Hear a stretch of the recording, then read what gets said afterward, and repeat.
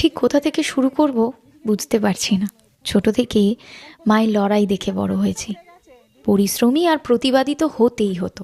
মা বলে, তুই পেটে থাকাকালীন আমি ভাবতাম আমার মেয়ে যেন দিব্যা ভারতীর মতো সুন্দরী হয়। তখন থেকেই নিজের জন্য সব চাওয়া বন্ধ করে দিয়েছে। 16 বছর বয়সে আমার মায়ের বিয়ে হয়, আর তার কয়েক বছর পর আমি।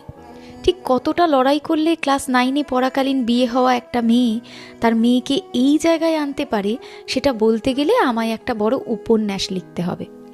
ছোটবেলায় মা যখন পড়াতে বসতো, কিছু জনের মুখে শুনতাম, নিজে কত শিক্ষিত, মেয়েকে বিদ্যাসাগর বানাবে। মা, আজ তুমি জিতে গেছো। তোমার মেয়ে আজ তোমাকে আগলে রাখার ক্ষমতা বানিয়েছে। ঠিক এখানেই তুমি জিতে গেছো। কথায় বলে, বিয়ের সময় নাকি বলতে হয়, মা, তোমার সব